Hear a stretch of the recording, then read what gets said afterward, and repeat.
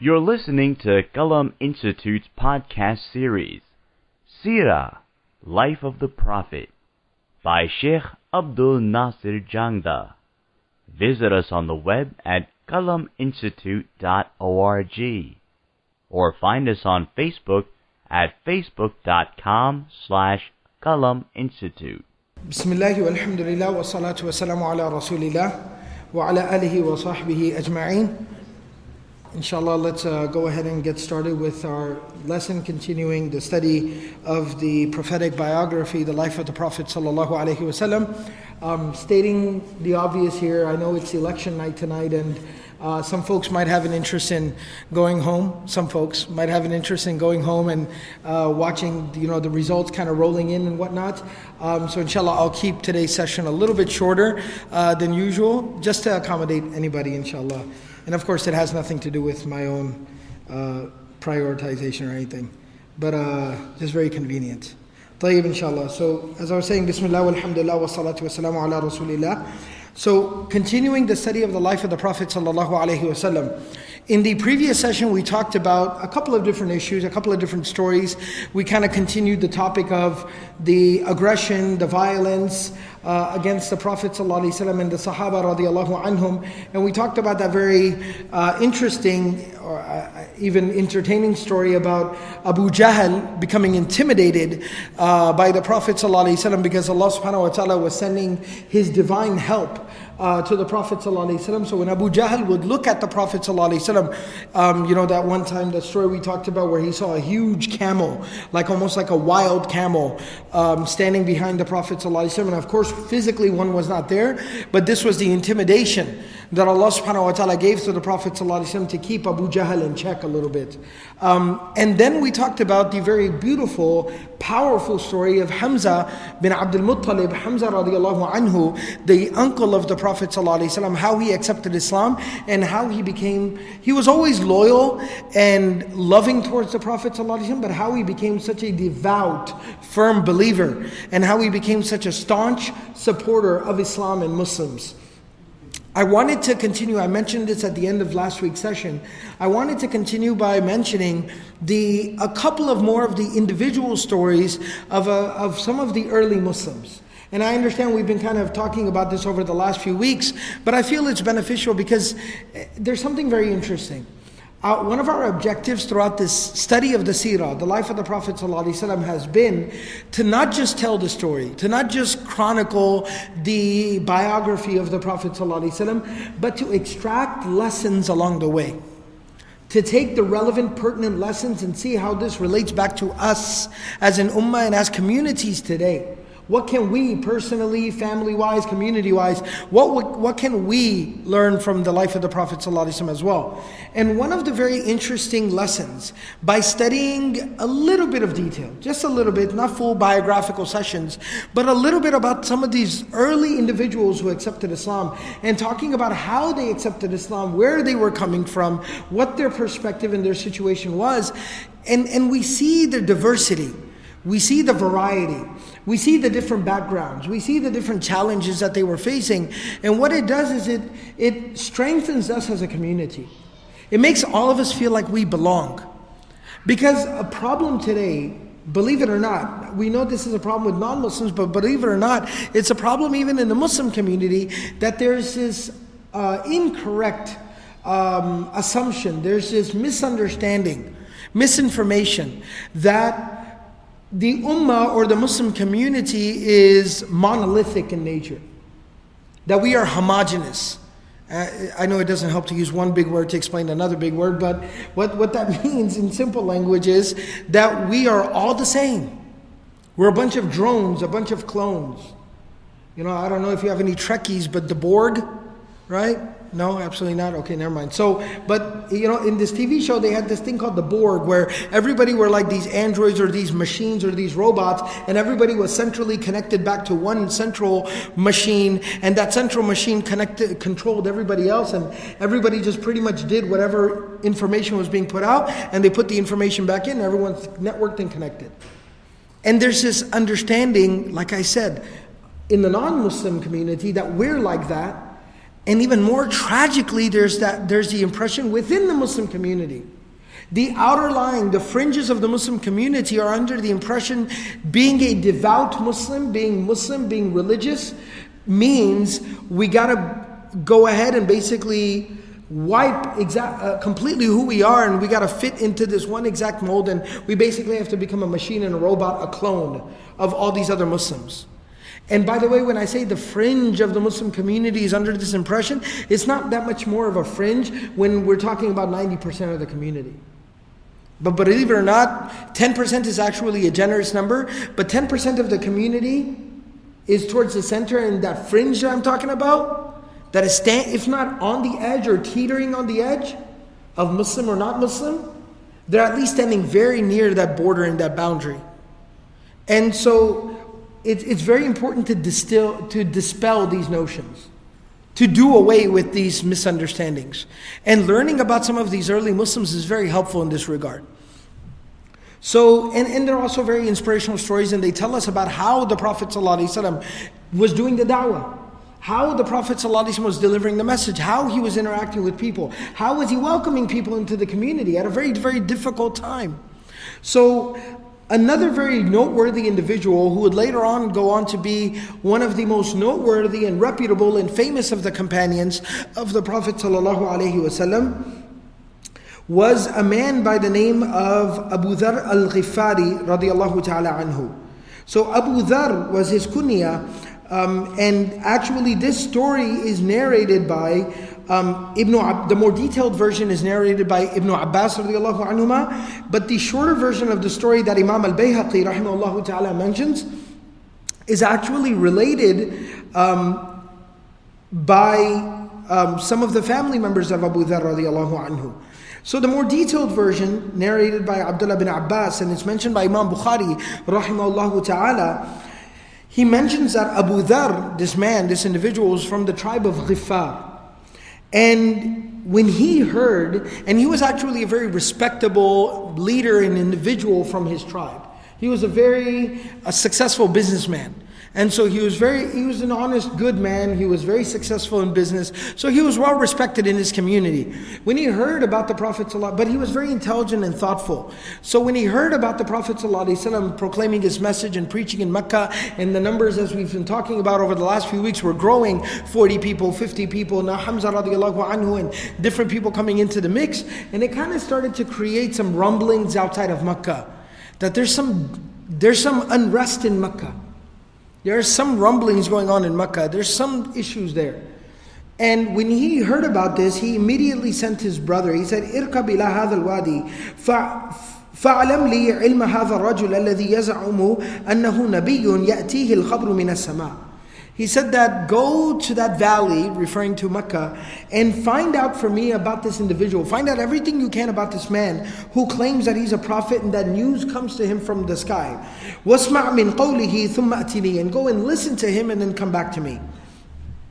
So the man went. So the brother of Abu Dharr radiallahu anhu goes to Mecca, comes to the Prophet ﷺ, sits in and listens to what some of the Prophet ﷺ has to say, and then returns back to his tribe, the people of Ghifar, comes to his brother Abu Dharr, and he says, رَأَيْتُهُ. Now listen, so remember, he was sent on a task. Just go and listen and come back. So he went, he listened, of course did the job. I mean, his brother asked him to. But at the same time, what we can assume from the narration is he didn't stay for very, very long. He stayed, listened for a little while, and then basically brought back some information from there. He said, رَأَيْتُهُ يَأْمُرُ بِمَكَارِمِ الْأَخْلَاقِ. He said that I saw him, and he was telling people, instructing people to have good character. I mean, just think about this fact that these are the early days of Mecca. There are literally 3 or 4 dozen Muslims. They're constantly under attack. All of what we've talked about previously is going on. But some of the narrations say that this was very, very early. Some of the narrations say this was right off in the very beginning of Nubuwwah and prophethood. And Allah knows best.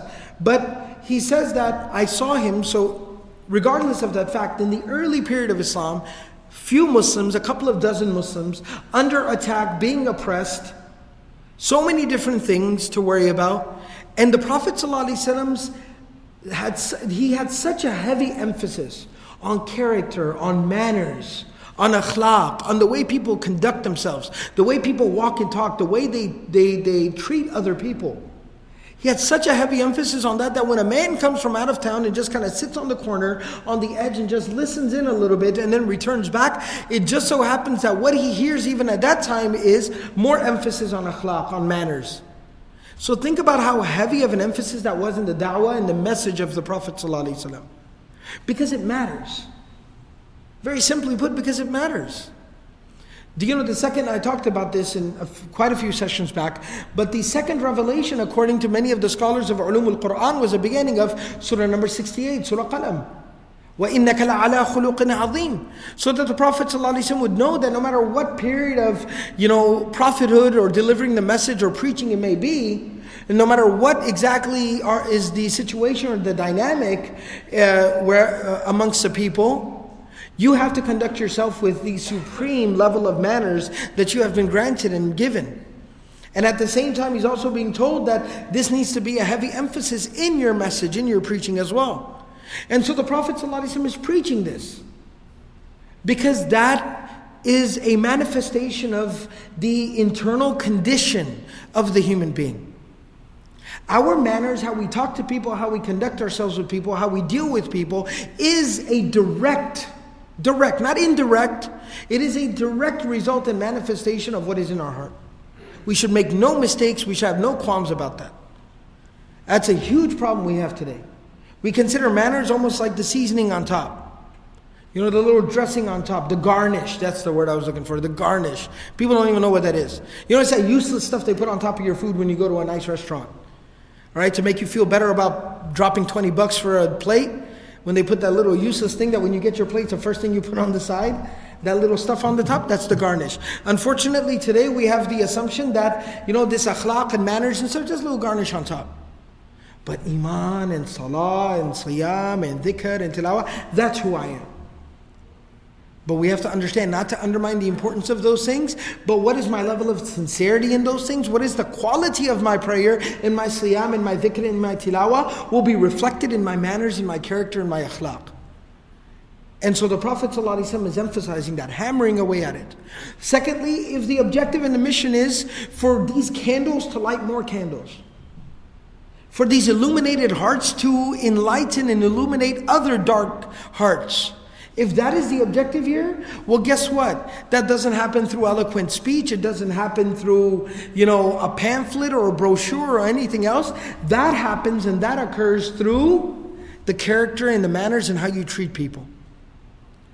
So this heavy emphasis was there. So he says, رَأَيْتُهُ يَأْمُرُ بِمَكَارِمِ الْأَخْلَاقِ. I saw him that he was emphasizing, commanding people to have good character, good manners, good conduct. وَكَلَامًا مَا هُوَ بِالشِّعْرِ.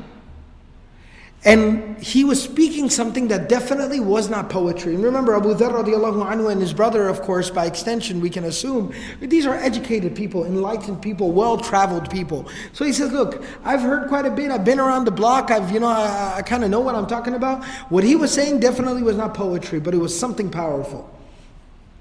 So Abu Dharr radiallahu anhu says, مَا شَفَيْتَنِي مِمَّا أَرَدْتُ. He says, you haven't satisfied what I was looking for. Saying, basically what he's trying to say is, thank you very much. I really appreciate the effort. It's really great, the information you're bringing back. I'm not done yet. I'm not satisfied. I need to know more. فَتَزَوَّدَ وَحَمَلَ شَنَّةً فِيهَا مَاءٌ حَتَّى قَدِمَ مَكَّةَ فَأَتَى الْمَسْجِدِ. So it talks about how he basically packed up, prepared, jumped on his transportation and set out immediately towards Makkah. Now when he reaches Makkah, he's looking for the Prophet ﷺ, but he's never seen him before. He doesn't know where to look. He doesn't know who he's looking for. He's trying to look around and he doesn't want to ask about him.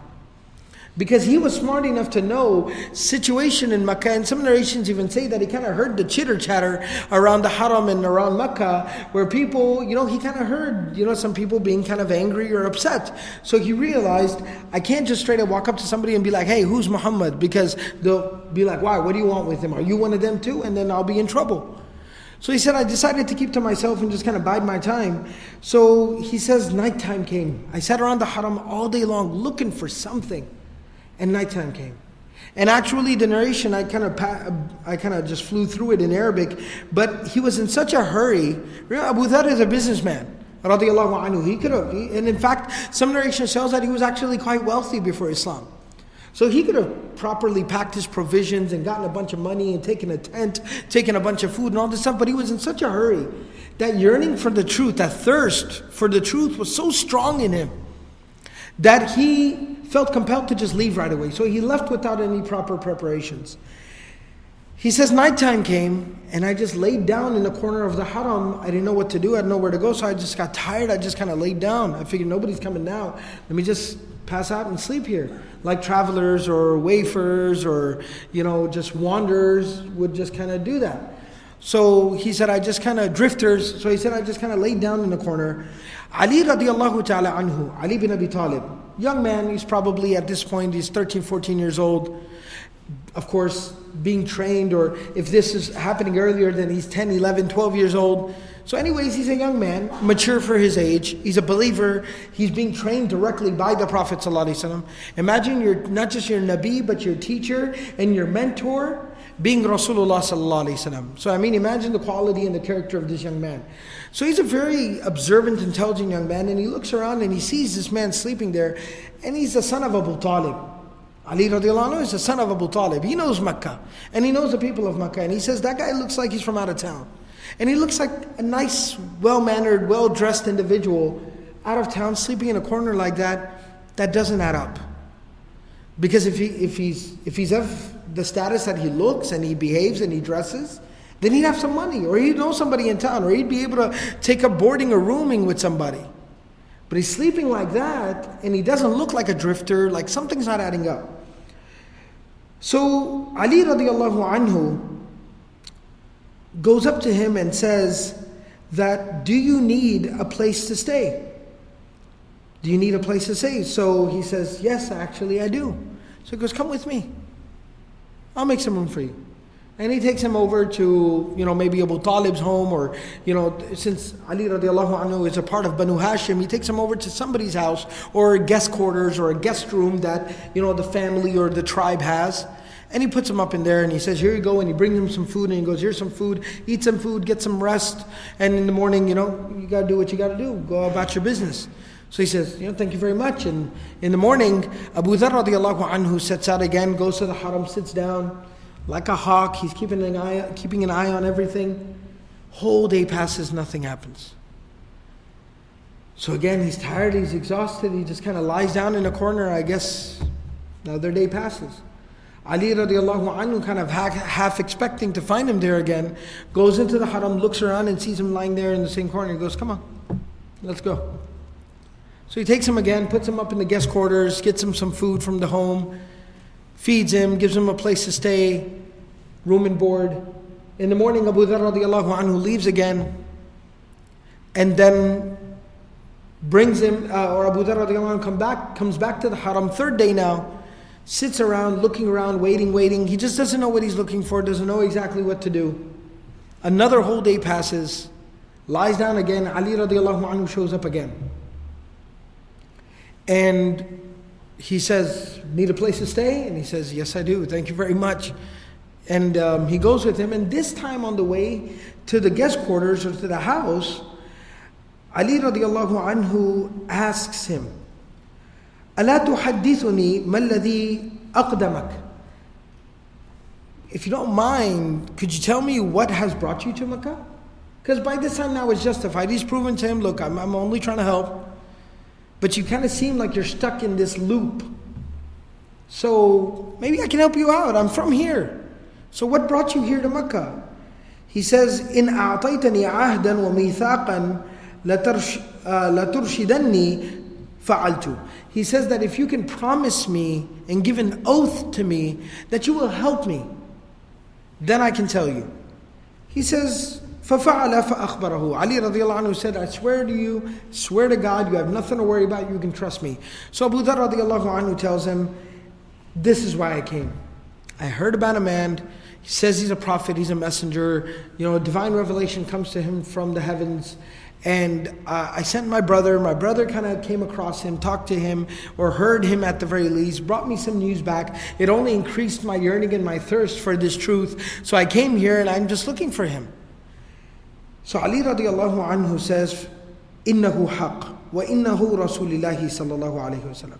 He says, that is the truth, and he is Rasulullah sallallahu alayhi wasallam. So he says, فَإِذَا أَصْبَحْتَ فَاتَّبِعْنِي. He goes, go ahead and stay here in the guest quarters tonight. When it's the morning time, early in the morning, when people are just kind of starting their day, and everybody's a little preoccupied with themselves, he goes, at that time, I'm going to come and get you.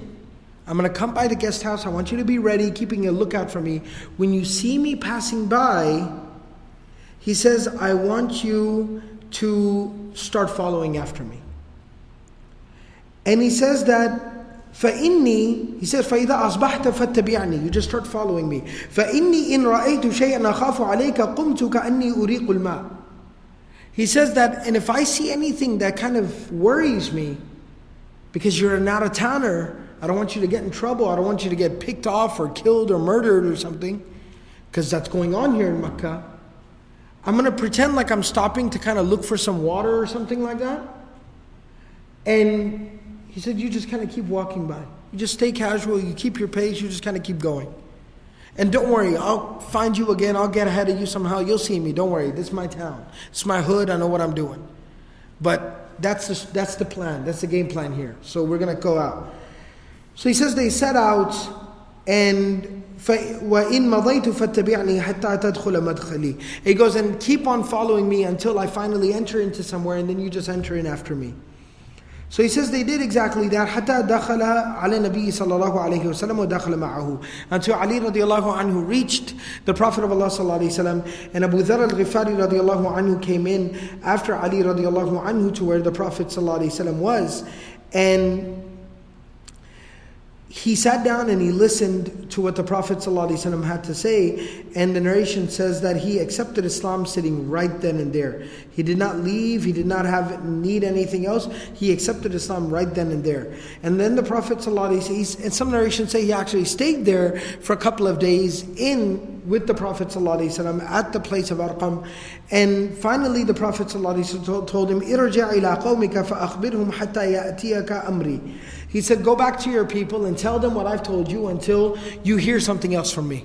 I will send word for you. I won't forget about you. I'll send word to you when something changes, but right now you go back to your people and tell them. Abu Dharr radiallahu anhu was a different kind of guy. If you want to put it into one word, Abu Dharr radiallahu anhu was just one of those people that what some of the young people call today, he just had swag. All right, Abu Dharr radiallahu anhu was confident. Those people that are just very, very confident, not arrogant, because that's not a good quality, but just confident.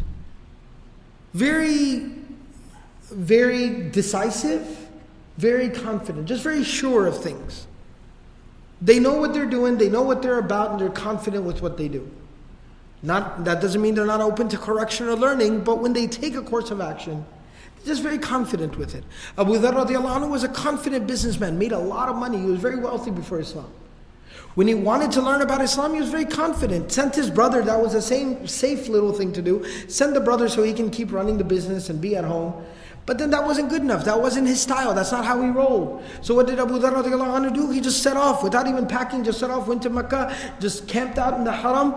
I'm not going back until I find out what I came to get. Now when he accepted Islam, he's confident. So he tells the Prophet ﷺ, وَالَّذِي بَعَثَكَ بِالْحَقِّ لَأَصْرُخَنَّ بِهَا بَيْنَ ظَهْرَانِيهِمْ. So he says that I swear by the one who sent you with truth, I will not go back until I proclaim my faith in the middle of all these people.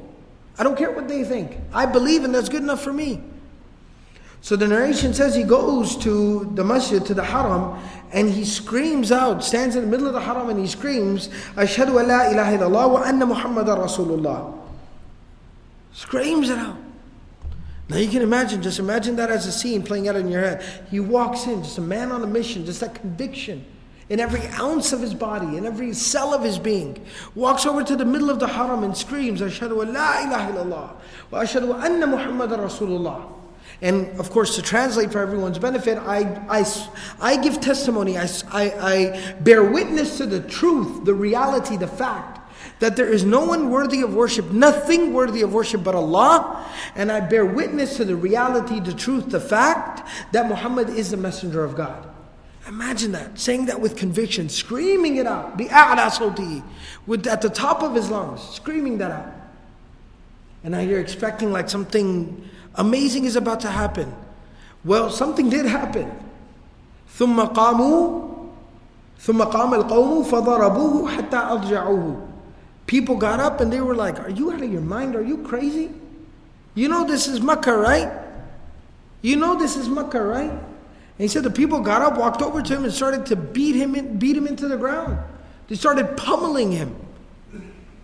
Like just ganged up on him. And started beating him to the ground to the point where it said they laid him out.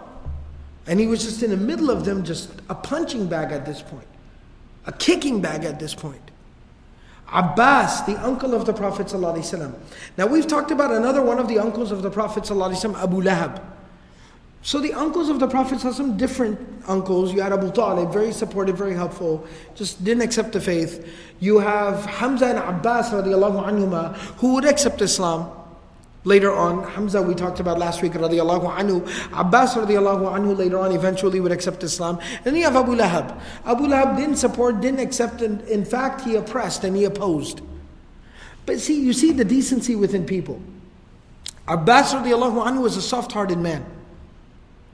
And it shows that he was actually considering and at least listening and considering what the Prophet ﷺ had to say. When he saw this happening, the narration says that Abbas radiallahu anhu ran.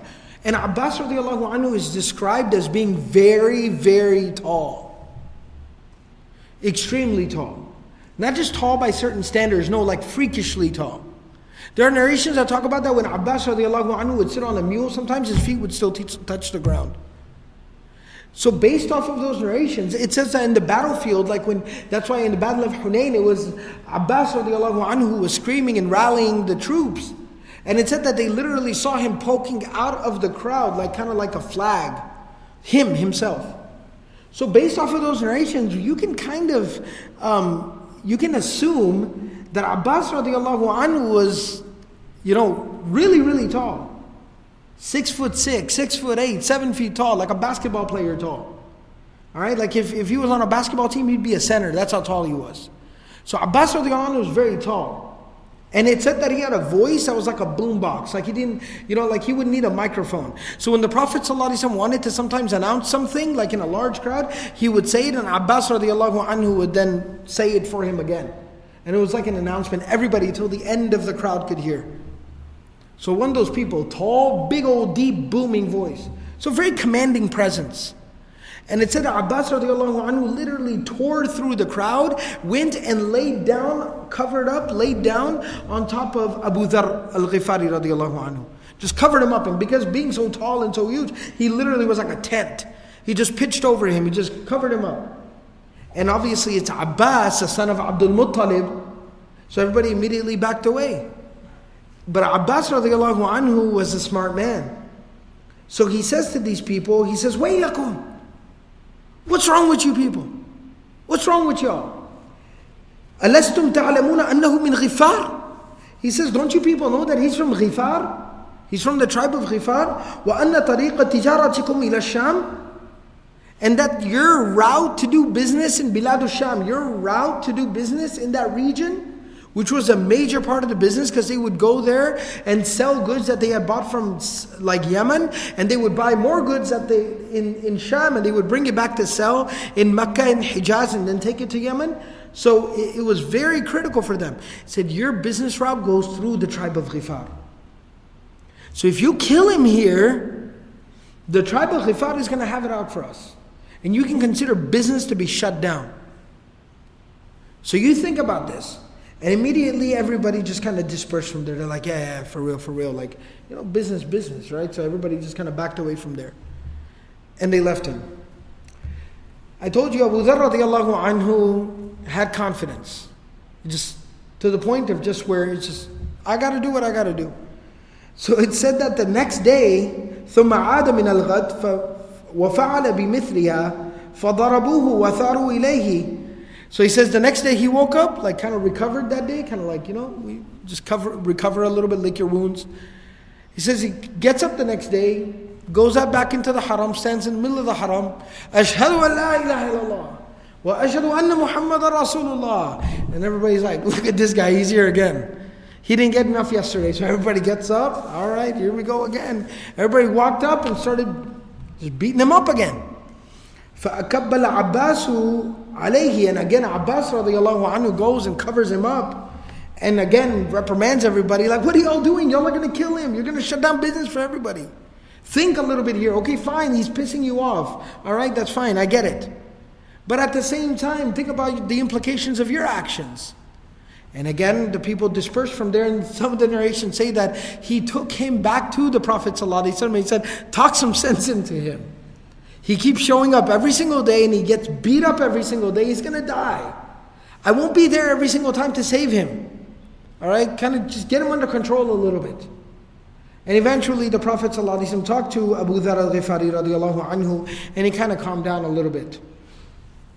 This is something that I don't even know if the opportunity will present itself, but just to kind of, kind of tie off the story, I told you a little bit about the personality of Abu Dharr radiallahu anhu, which is very confident, very wealthy, very educated before Islam, very proud of being Muslim after accepting Islam, and then as a Muslim, as a part of the Muslim community, just having a lot of strong convictions about what he did and what he believed in.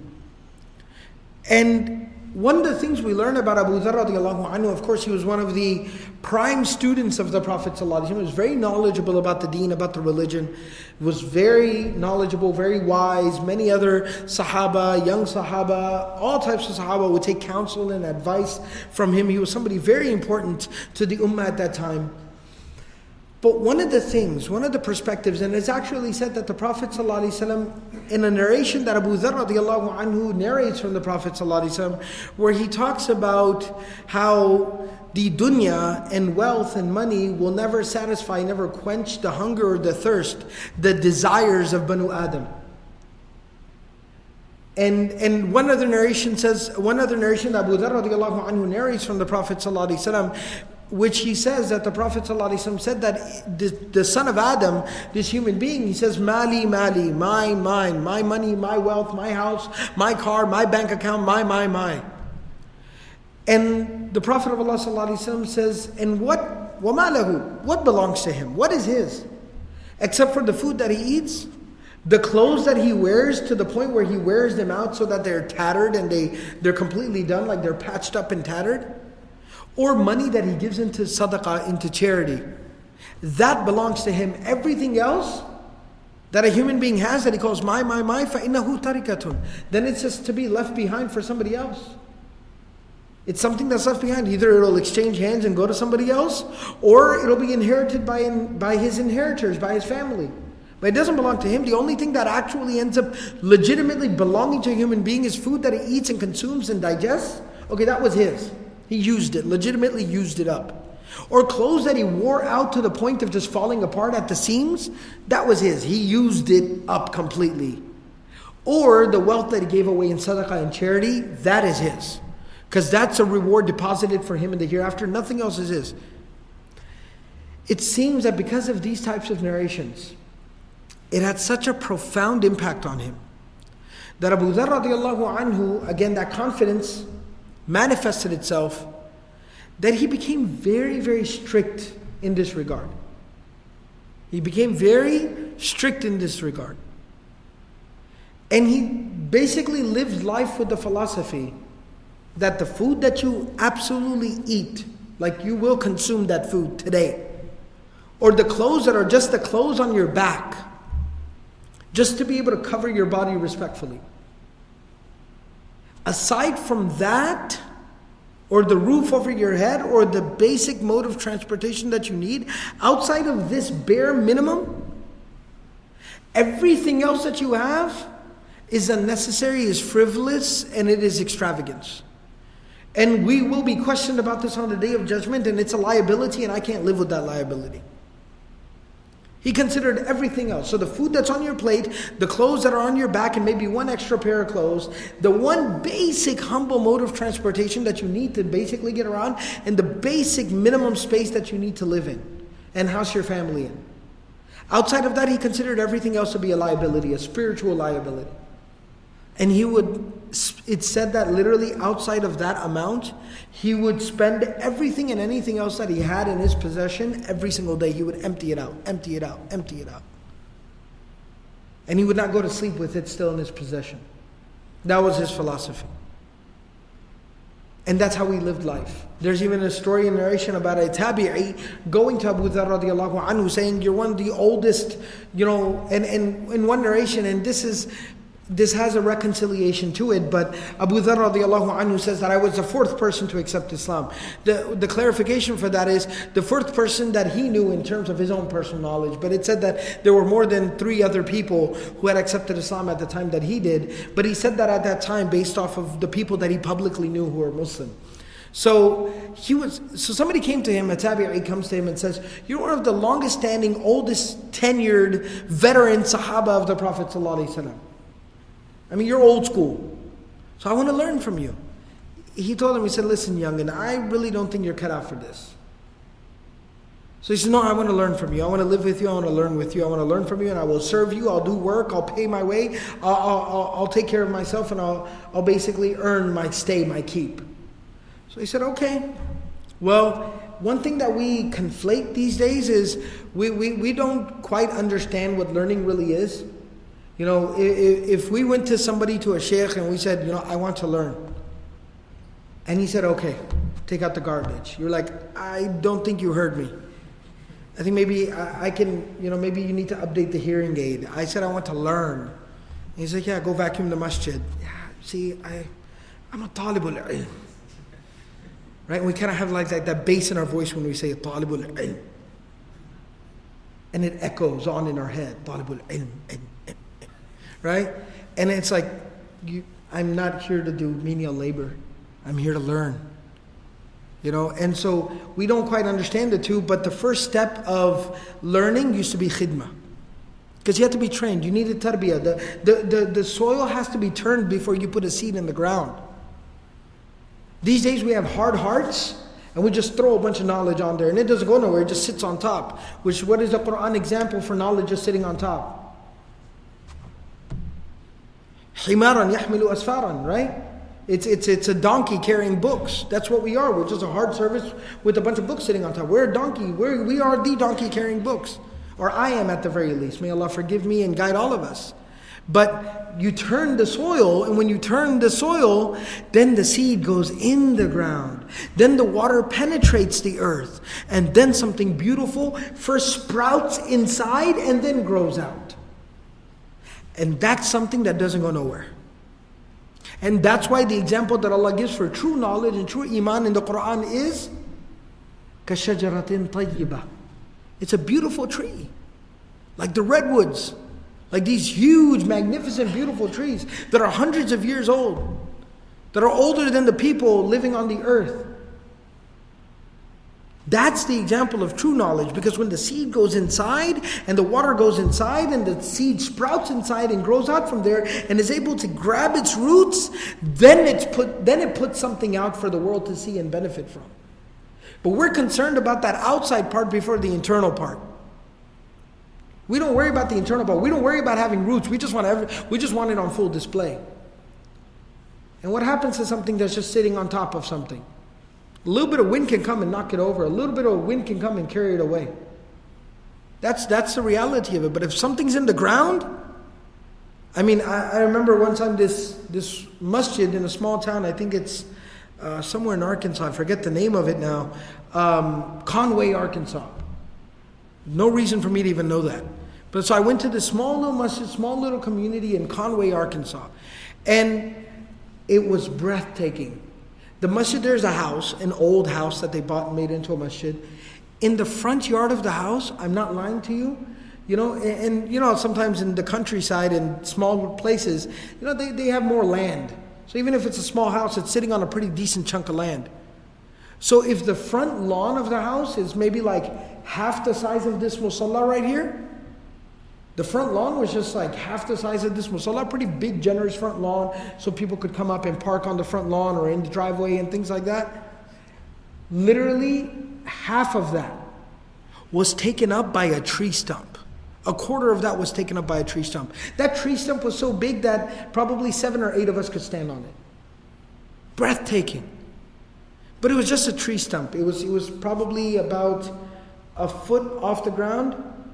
It was probably a foot, maybe 2 feet up off the ground. Or I think they kind of left it 2 feet just so you could put some chairs around and use it as a table or something. All right, so it was about 2 feet up off the ground. And it was huge, humongous. And I was just baffled by this. I was just looking at it, staring at it. And I actually ended up asking them. I was like, okay, this is kind of in the middle of your property. You could probably park more cars here, do some other stuff with this little, area. Why'd you just kind of cut the tree off here? Why didn't you just take it out of the ground? They're like, yeah, you wish. Right? Like, yes, it was just that easy. Why don't we just take the tree out of the ground and go? He said that the roots of it are so deep that we'd have to dig up like the entire house and the entire property. We'd have to dig up part of the street just to get the roots of this out of the ground. I said, subhanAllah. That's what deep roots are.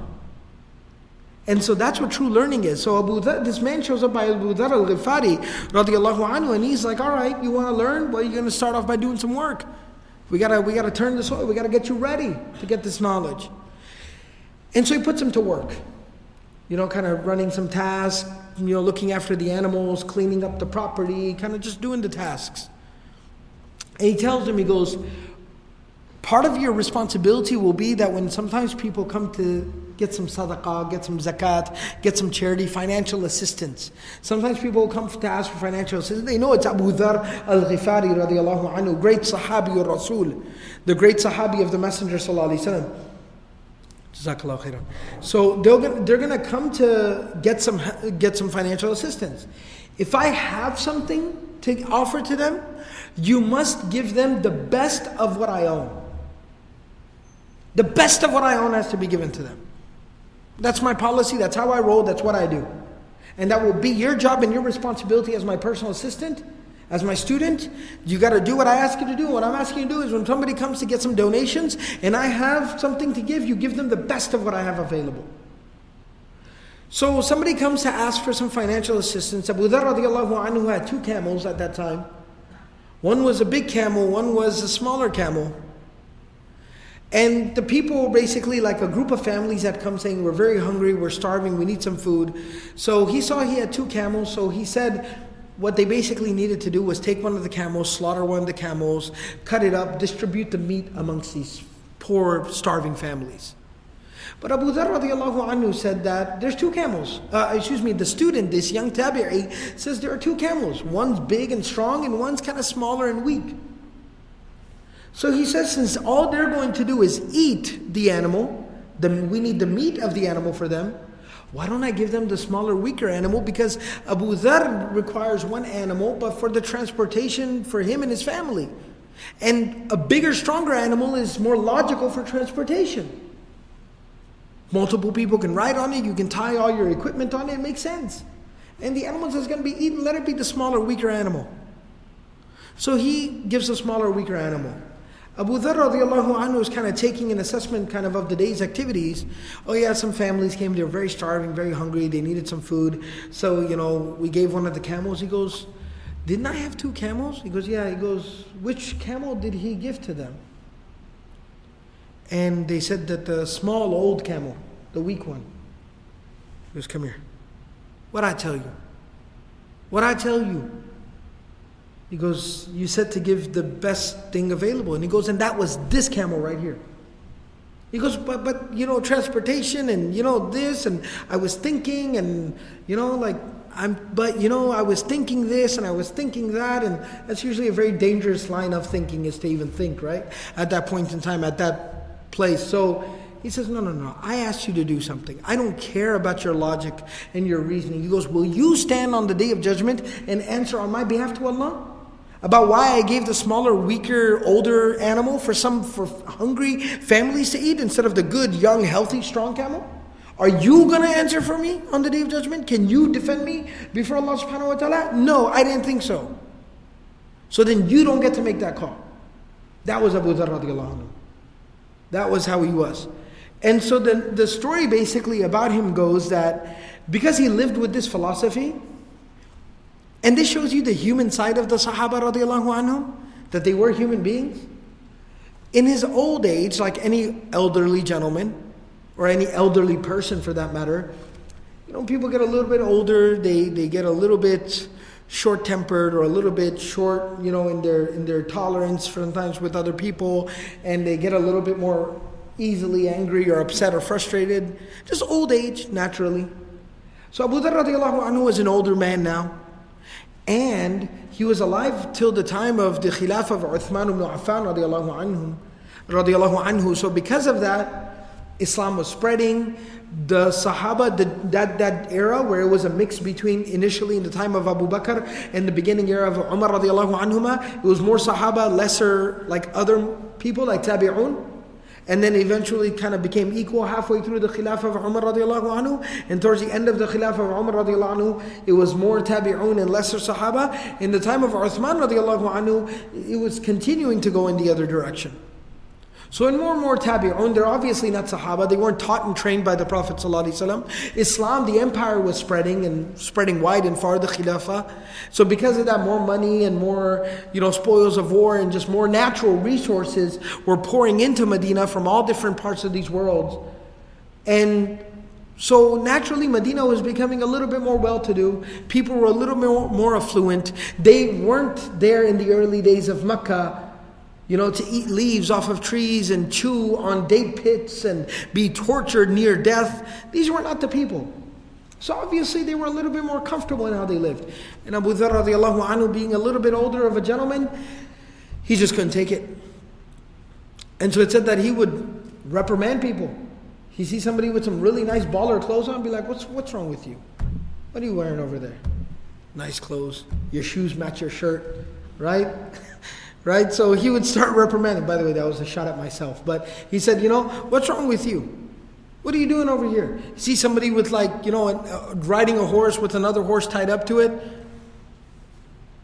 Are you kidding me? Seriously? Are you riding both horses at the same time? No, then why do you have two horses?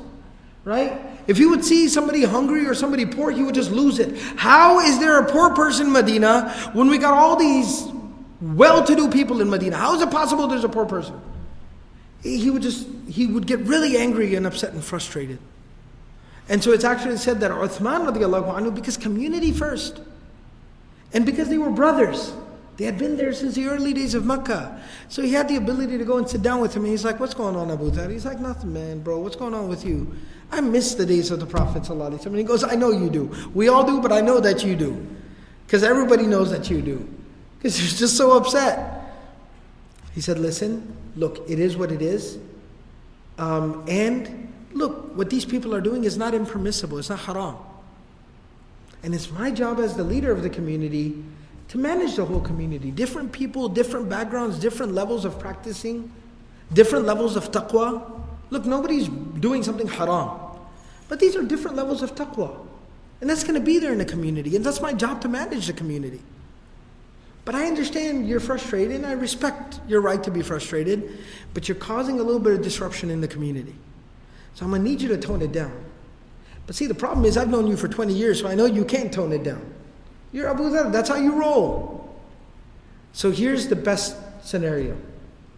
Why don't you go and take up a residence outside of Medina, kind of like a retirement plan, go live on the ranch, go live on the farm, retirement plan. You go live out there, everything will be taken care of. You come back and visit regularly. I'll come visit you. All of us old guys will get together. We'll still do our thing, but it'll just provide you some peace of mind. And it'll make a little bit running of the community a little bit easier for me. Because people respect you. Nobody wants to disrespect you. You're Abu Dharr al-Ghifari radiallahu anhu. But you got to understand, you're putting me in a tight spot here. And it's not healthy for you either to be so upset all the time. And so Abu Dharr radiallahu anhu moved a little bit outside of Medina and basically lived out his days there. And that's the story of Abu Dharr radiallahu anhu, who accepted Islam in those early days. I told you I would keep it short. I'm just going to cover this one last quick little story. It's a very short story. And we'll inshallah end with that. And so that next week we can move on to a new topic. there's a story about another man in those early days of Mecca accepting Islam. It's a very fascinating story. That's why I want to tell this particular story. This is the story of Dhimad. Dhimad radiallahu anhu. It's said about Ibn Abbas radiallahu anhu narrates this. Imam Muslim mentions this particular narration in his Sahih. This is from the Sahih of Imam Muslim rahimahullah ta'ala. That this man named Dhimad came to Mecca. And it said that this man Dhimad was from Yemen. He was from one of the tribes of Yemen. So he had traveled out to Mecca. And he was very well known for being what they would call at that times like a soothsayer. Kind of, I guess you could call it kind of like a jinn buster. Right? So, if somebody had like any, jinn related issues, or there was some black magic type of spooky stuff going on or something like that, then he was basically the person that would be called in to kind of handle the situation. If somebody got very, very sick, and people were very superstitious before Islam, so in their superstitions, if they thought this was some evil effect or evil omen or something like that, Dhimad was the kind of guy that you called in, and he would do his little, hocus pocus, dance around, spit on the guy, do whatever he did to basically take away whatever evil effect was going on. That's what Dhimad did. That was his business. That's what he did. So he comes to Mecca, I guess for business, just to see if anybody needs any help in that area. And he heard some of the hooligans, some of the street people, some of the troublemakers on the street. Because, when you kind of work in that line of business, then you kind of move around some dark alleys and things like that. So Dhimad was very comfortable in that whole scene. He was comfortable being around crazy people. So he's kind of walking around at night through some dark alleys, and he hears some shady characters or some, troublemakers and stuff talking about the Prophet sallallahu alayhi wasallam. They're talking about, Inna Muhammad majnoon. They're talking about how Muhammad is crazy. You heard about this, you heard about that. Wal-a'yadhu billah. They're talking in this way. So he goes up to some of them and he goes, Aina hadha rajul? Where can I find this guy that you're talking about that is this crazy and he's causing this many problems? Hopefully maybe I can provide a little bit of relief for his insanity. Because that's what I do. It's probably some jinn, some crazy stuff going on. So he narrates this narration himself. He says, فَلَقِيتُ مُحَمَّدًا. So I finally found out where can I find this man so I can help him out. And I meet the Prophet ﷺ. And like somebody does in that line of work, like he's like an insurance salesman, right? So he kind of pulls out his card and he goes, my name is Dhimad, I help people. That's what I do, I help people. So why don't I try to help you? I think you look like you could use some help. I heard some stuff about you and maybe you could use some of my assistance. So the Prophet of Allah sallallahu alayhi wasallam, so he tells him, maybe I can help you. Tell me what's going on with you. Tell me what's going on with you. Why not diagnose you? I'll help you, I'll fix you. So the Prophet ﷺ says, Inna alhamdulillah, nahmaduhu wa nasta'inuhu, man yahdillahu fala mudilla lah, wa man yudlil fala hadiya lah. Ashhadu an la ilaha illallah, wahdahu la sharika lahu. The Prophet of Allah ﷺ says, without a shred of a doubt, the ultimate praise was and will always be for Allah alone. We praise Him and we seek His assistance. We ask Him for help in everything we do. Whomsoever Allah guides, there's not a force on this earth that can misguide him. And whoever Allah misguides, leads astray, there's not a force on this earth that can give guidance to that person. I bear witness and I give testimony that this Allah that I speak of, there's nothing and no one worthy of worship except for Him. And wahdahu la sharika lahu. And He is absolutely unique in this regard, and He has absolutely no partners in any way, shape, or form. And the Prophet ﷺ said this. The narration says, Dhimad looks at the Prophet ﷺ and he says, "A'id alayya kalimatika haula." Say it again. And the Prophet ﷺ says, okay. Remember, Dhimad's that guy, right? Walks up with this card. Hey, my name's Dhimad. I help people. Right? And now the Prophet ﷺ drops these words on him, and Dhimad's like, say it again. Say it again. And the Prophet ﷺ says, okay, relax. It's okay. Inna alhamdulillah. Nahmaduhu wa nasta'inuhu. Man yahdihillah fala mudilla lah. Wa man yudlil fala hadiya lah. Ashhadu an la ilaha illallah. Wahdahu la sharika lah. The narration says, Dhimad says, أعد علي كلماتك هؤلاء. Say it again. And some narrations say that he even said, فَقَدْ بَلَغْنَا نَعُوسَ الْبَحْرِ. It's an expression in Arabic that literally translates to, because these words have reached the middle of the ocean. Which basically what it means is, it's blowing my mind. This is the most mind-blowing thing I've ever heard. This is more powerful than anything I've ever heard in my entire life. You have to say it again. أعيد علي كلماتك هؤلاء. Please say it again. And it said the third time the Prophet ﷺ said, إِنَّ الْحَمْدَ لِلَّهِ نَحْمَدُهُ وَنَسْتَعِينُهُ مَنْ يَهْدِهِ اللَّهُ فَلَا مُضِلَّ لَهُ وَمَنْ يُضْلِلْ فَلَا هَادِيَ لَهُ أَشْهَدُ أَنْ لَا إِلَهَ إِلَّا اللَّهُ وَحْدَهُ لَا شَرِيكَ لَهُ. And by the third time the Prophet ﷺ said this, Dhimad finally felt like he had gotten something. And he said, لَقَدْ سَمِعْتُ قَوْلَ الْكَهِنَةِ وَقَوْلَ السَّحَرَةِ وَقَوْلَ الشُّعَرَاءِ. He says, I have heard the words of soothsayers. Soothsayers, like, exorcists, soothsayers. I have heard the words of magicians, sorcerers and magicians. I have heard the words of poets. فَمَا سَمِعْتُ مِثْلَ هَؤُلَاءِ الْكَلِمَاتِ. I have never heard anything like this ever before in my life. And then look what he says. فَهَلُمَّ يَدَكَ. Give me your hand. Before he wanted the hand of the Prophet ﷺ so he could diagnose him. He could check him. See what was wrong with him. Now he says, please give me your hand. أُبَايُعُكَ عَلَى الْإِسْلَامِ. So I can give you the oath and the pledge of Islam. Like I can accept Islam on your hand, holding your hand in between my hands. Please give me your hand. فَبَايَعَهُ رَسُولُ اللَّهِ sallallahu alayhi wasallam. The Prophet sallallahu alayhi wasallam held his hand and made him say the shahada and gave him Islam, like gave him the shahada and allowed him to accept Islam. And then he said, وَعَلَىٰ قَوْمِكَ. Will you also take this message to your people? And make sure that your people accept Islam in the same way you just accepted Islam? He said, وَعَلَىٰ قَوْمِي. He goes, yes, I promise you, I will take this to my people, and I'm confident that they will accept Islam and they will listen to me, and I will not stop, I will not rest until they've all accepted Islam. It said that many years later, this is in the Medinan days, that many years later the Prophet of Allah sallallahu alayhi wasallam sent out a group of Sahaba to go and preach and take the message. And along their journey, and they were sent out in the direction in which Dhimad's tribe lived in. So they went and they passed by the people of Dhimad. And the Amir of the Jaysh, the Amir of the Sariya, the Jaysh, he asked his people, هَلْ أَصَبْتُم مِّنْ هَؤُلَاءِ الْقَوْمِ شَيْئًا? So they were camped out near this tribe, and before they were about to leave, they said, did any one of you take anything from these people? Did anybody take anything from these people? And one man said that, yes, I took something. أَصَبْتُ مِنْهُمْ مَطْهَرَةً.